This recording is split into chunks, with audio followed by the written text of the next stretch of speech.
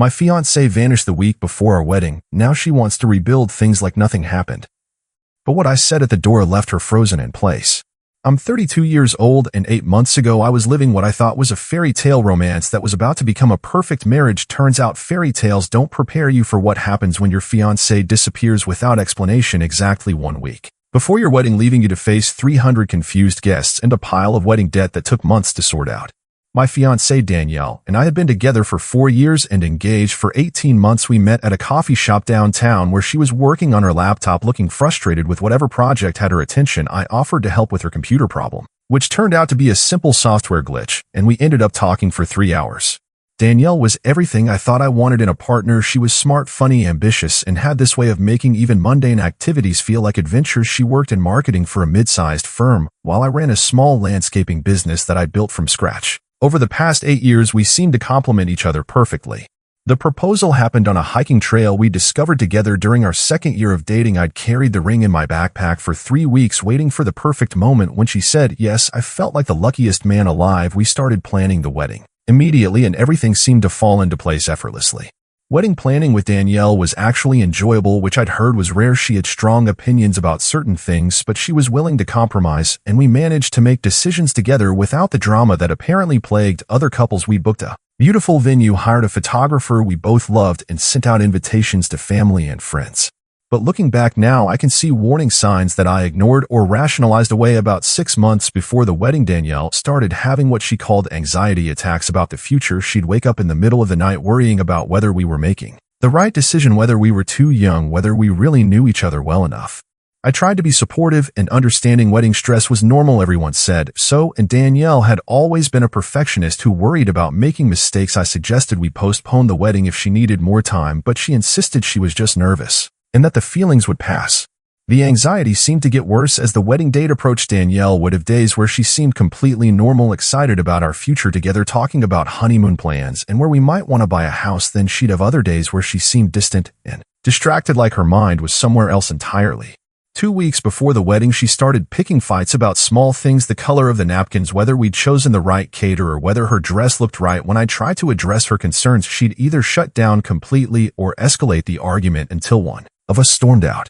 I thought she was just overwhelmed with wedding stress and work pressure. Her marketing firm was going through a reorganization, and she'd been putting in long hours trying to prove herself to new management. I figured once we got through the wedding and honeymoon, everything would settle back to normal.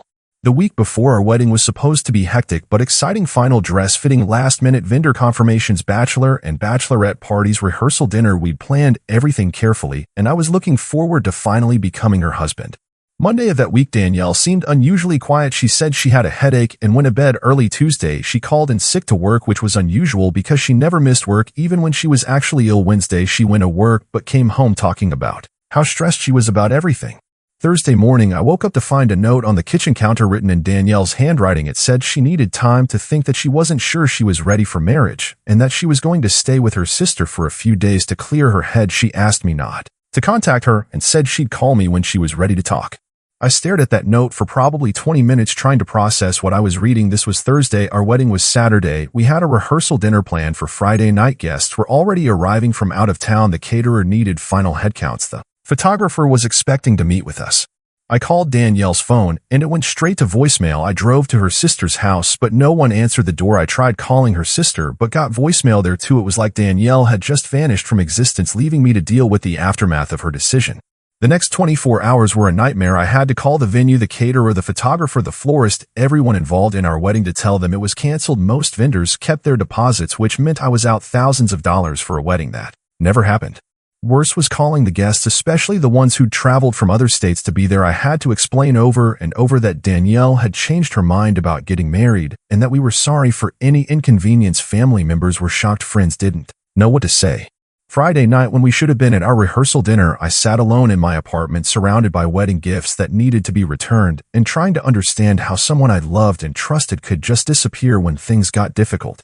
Saturday, the day that was supposed to be the happiest of my life, I spent returning rental equipment and fielding concerned phone calls from people who'd heard about the cancellation. My parents drove down to be with me, but there wasn't much anyone could say to make the situation better. For 2 weeks, I heard nothing from Danielle, no phone calls, no text messages, no communication through mutual friends. It was like she'd erased me from her life as completely as she'd erased herself from mine. Then yesterday, 8 months after she vanished, she showed up at my door. When I opened the door and saw Danielle standing there, my first emotion wasn't anger or relief or even surprise. It was exhaustion, the kind of bone-deep tiredness that comes from months of trying to rebuild your life after someone destroys it without warning. She looked different, not physically, but in the way she carried herself. She seemed nervous, uncertain, like she wasn't sure how I'd react to seeing her again. She was wearing a dress I'd never seen before, and her hair was shorter than when she'd left, but her eyes were the same eyes that had looked at me with love for 4 years. We stood there staring at each other for what felt like forever before she finally spoke. "Can I come in?" she asked, her voice smaller than I remembered.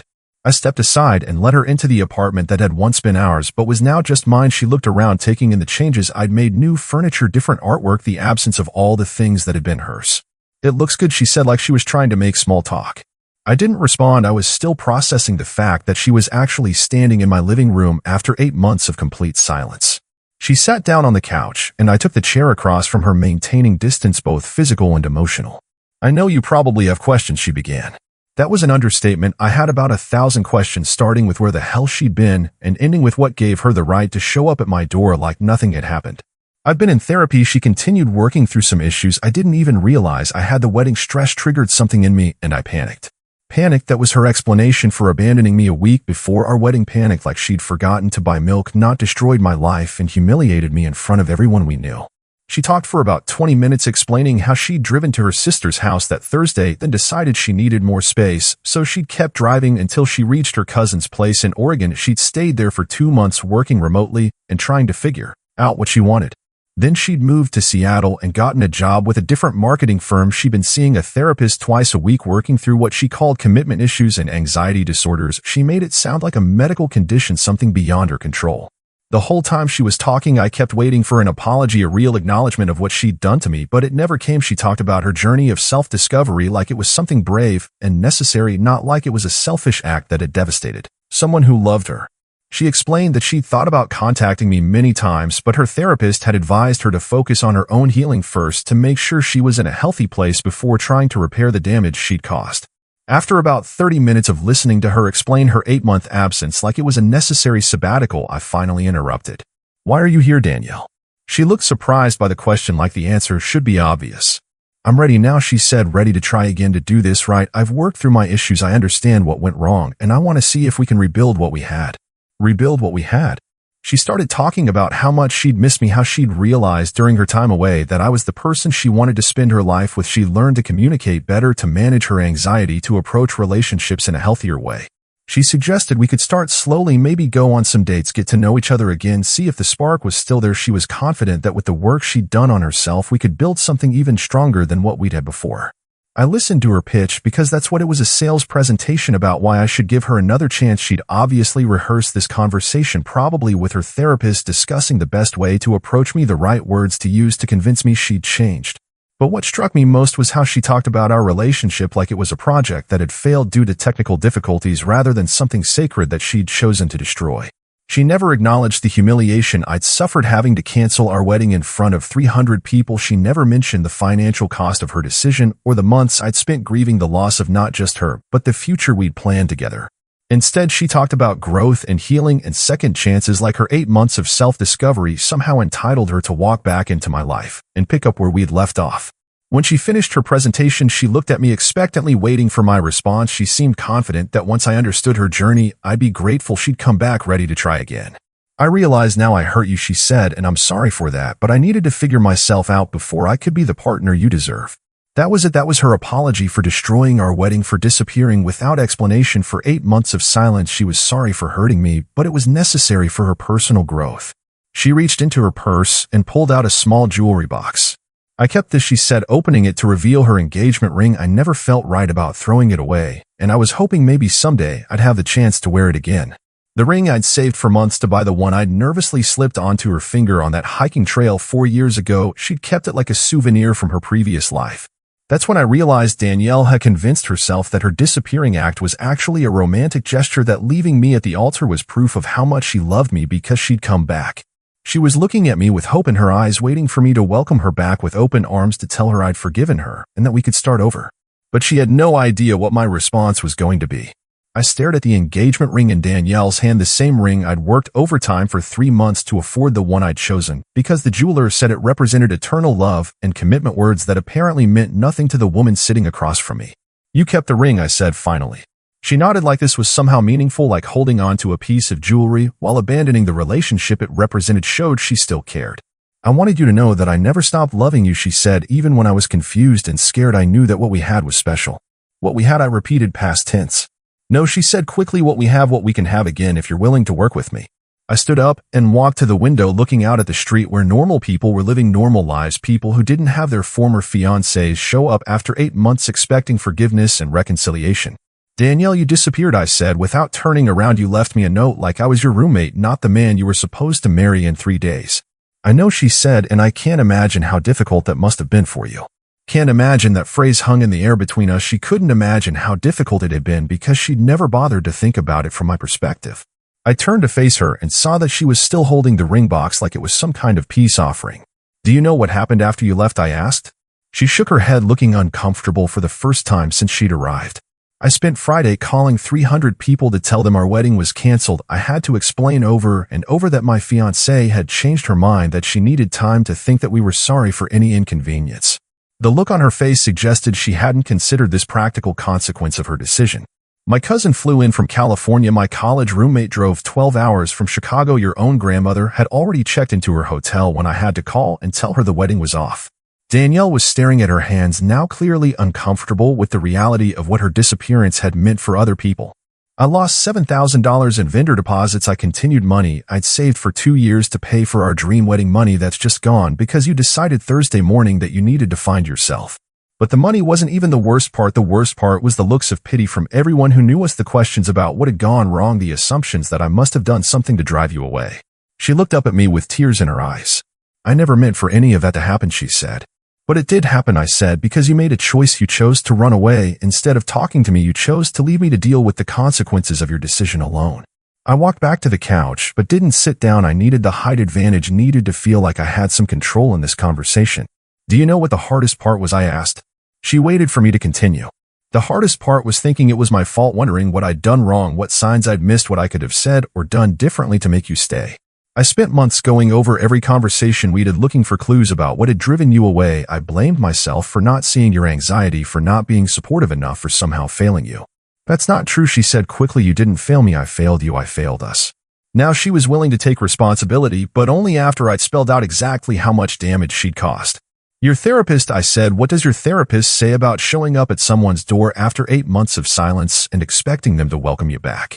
She looked uncomfortable again, shifting in her seat. She said, "I needed to be prepared for the possibility that you might not be ready to reconcile right away, that it might take time to rebuild trust."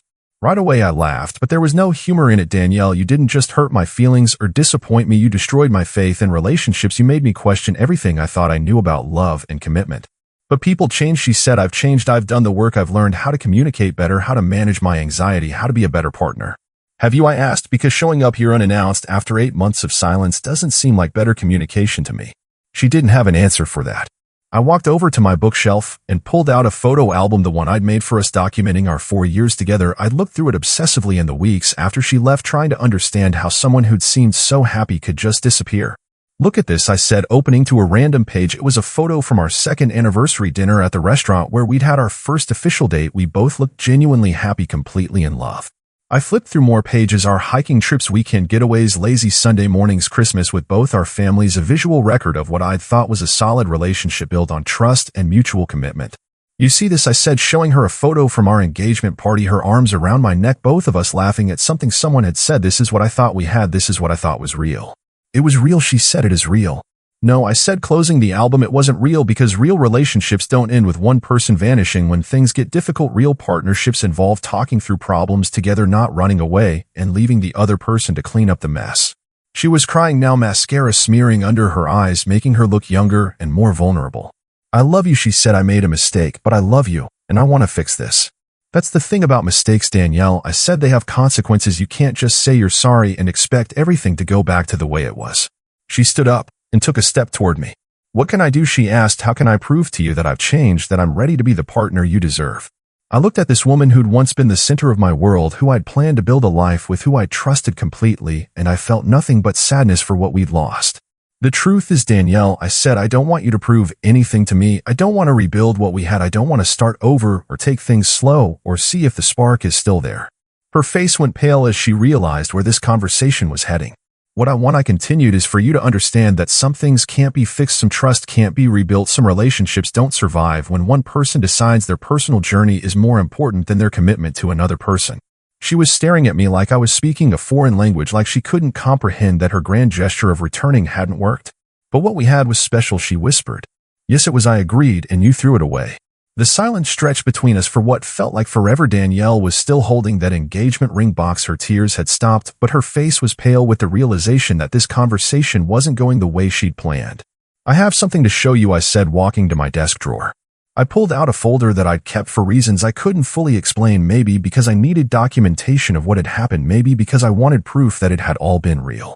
These are copies of all the cancellation emails I had to send, I said, handing her the first set of papers. Vendors, guests, family members, everyone who needed to know that our wedding was off.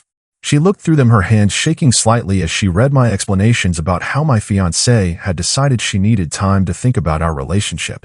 Here are the financial records, I continued, pulling out bank statements, the $7,000 in lost deposits, the additional costs for canceling services, the money I had to spend returning gifts and handling the aftermath of your decision.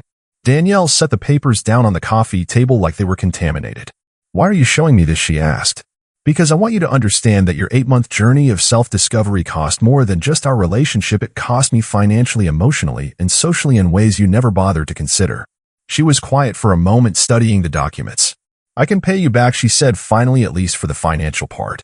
I don't want your money, Danielle. The money is gone, and so is everything else. But there's more, I said, returning to the folder.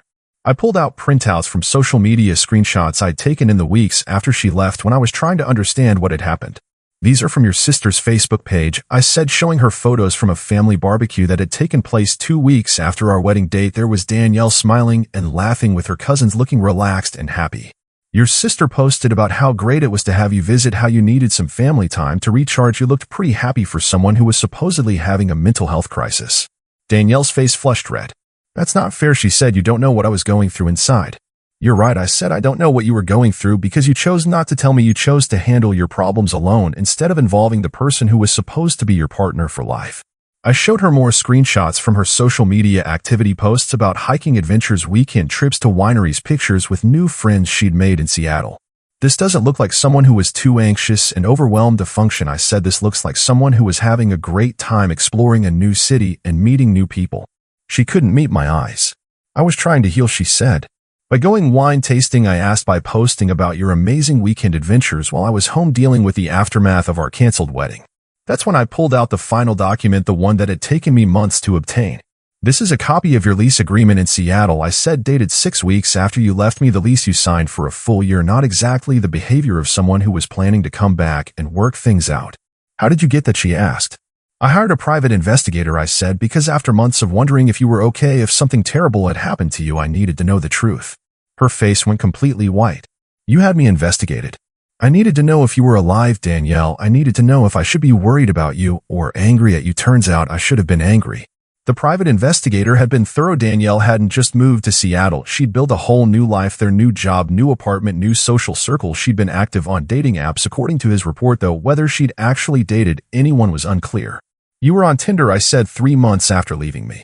She stood up abruptly, clearly agitated. That's enough, she said. You've made your point. Have I asked, because I want to make sure you understand what really happened here. You didn't have a panic attack about our wedding. You made a calculated decision to abandon our relationship and start over somewhere new. That's not true, she said. Then explain the year-long lease, explain the dating apps, explain how someone who was too overwhelmed to get married was perfectly capable of moving across the country and building a new life. She couldn't explain it because there was no explanation that didn't involve admitting she'd lied to me and to herself about her reasons for leaving. I put all the documents back in the folder and set it aside. The truth is, Danielle, you didn't leave because you were scared or anxious. You left because you wanted out, but you were too much of a coward to have an honest conversation about it. She was crying again, but this time it felt different, less manipulative, more genuine. I thought I could come back, she whispered. I thought if I figured myself out, we could try again. Some things can't be undone, I said. Some trust can't be rebuilt. Some relationships don't survive being abandoned. She looked at the engagement ring still sitting in its box on the coffee table. What should I do with this, she asked. Keep it, I said, or sell it, or throw it away. I don't care what you do with it because it doesn't represent anything real anymore. I walked to the front door and opened it. I think you should leave now, I said. She gathered her purse and the ring box, walking slowly toward the door like she was hoping I'd change my mind. At the threshold, she turned back one last time. I really did love you, she said. I know you did, I replied, but love isn't enough when it comes with someone who runs away when things get difficult. She stepped outside and I started to close the door, but she put her hand against it. Wait, she said, what if I moved back here? What if I proved to you that I've changed? What would it take for you to give me another chance? I looked at her standing on my doorstep, still clinging to the fantasy that this was fixable, that her 8 months of selfishness could be erased with the right words or gestures. Danielle, I said, there is nothing you could do, no amount of proof or promises or grand gestures that would make me trust you again. You had the chance to be the person I thought you were, and you chose to be someone else instead. But people change, she said desperately. People grow and learn from their mistakes. You're right, I said, they do, and I learned from the mistake of believing that someone who would abandon me a week before our wedding was someone I could build a life with. I stepped back and spoke the words that I'd been rehearsing in my head since the moment she'd shown up at my door. Goodbye, Danielle. I hope your therapist helped you figure out whatever you needed to figure out, but it's too late for us. I closed the door before she could respond and listened to her footsteps as she walked away from my apartment and hopefully out of my life for good. Some things can't be fixed, some trust can't be rebuilt, and some people don't deserve second chances. I learned all of that the hard way, but I learned it completely.